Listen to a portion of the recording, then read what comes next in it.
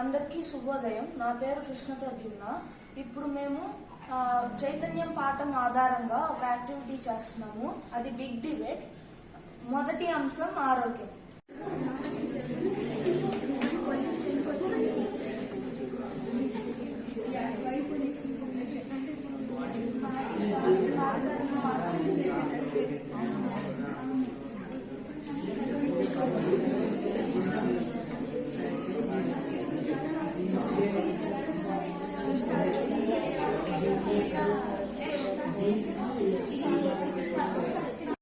ఈ మధ్య వచ్చిన కరోనాని కూడా భారతదేశంలో ఉన్న వైద్య సాంకేతికతలతో మనం అరికట్టాము. కాబట్టి భారతదేశంలో వైద్యం బాగా చేస్తున్నారు. వైద్యం బాగా చేస్తున్నారు అంటున్నారు. హాస్పిటల్కి వెళ్తే బెడ్లు ఇవ్వట్లేదు. అసలు మేమేమవ్వాలి? డాక్టర్కి బాగోలేదంటే వెళ్ళిపోతున్నారు. మేము ఉన్నప్పుడు వెయిటింగ్ టైం ఎక్కువ అవుతుంది. ఐసీయూకి వెళ్లాల్సినప్పుడు బెడ్లు ఖాళీ ఉండవు. అప్పుడు పేషెంట్లు ఏమవ్వాలి? ఇప్పుడు రెండవ అంశం ఆహారపు కల్తీ.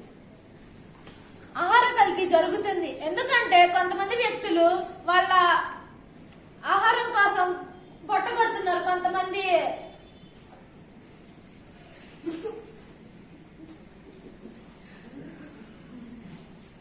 ఇప్పుడు పాలన కూడా ఒక రకమైన ప్లాస్టిక్ తో చేస్తున్నారంట కొంతమంది.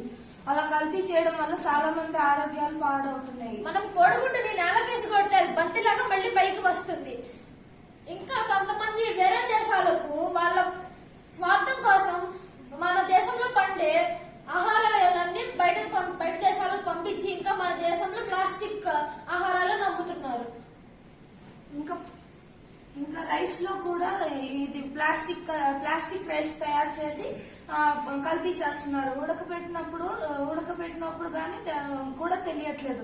కడుపులోకి వెళ్ళాక బాగా కడుపు నొప్పి వస్తుంది. దానివల్ల ఆరోగ్యాలు పాడవుతుంది. ఈ మధ్య కూల్ డ్రింక్ లో కూడా చేసేటప్పుడు ఫ్యాక్టరీస్ లో కూల్ డ్రింక్ లో పురుగులు పడిపోతున్నాయి. అవి మనుషులందరూ తాగుతున్నారు.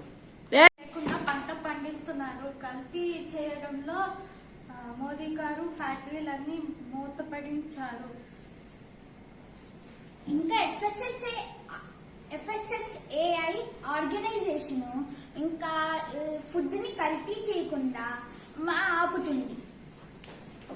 ఇప్పుడు ఫుడ్ కల్తీ ఎందుకు లేదంటే బయట ప్రదేశాల నుంచి బయట స్టేట్స్ నుంచి కూడా ఆర్గానిక్ గా పండించి మన రాష్ట్రానికి ఇస్తున్నారు. ఇంకా దానికి గవర్నమెంట్ ఫండ్స్ కూడా ఇస్తున్నారు రైతులకి. ఇంకా మన దగ్గర మన భారతదేశం నుంచి వేరే దేశాలకు కూడా బియ్యం సరఫరా ఆపేశారు. US లో కూడా ఆపేశారు.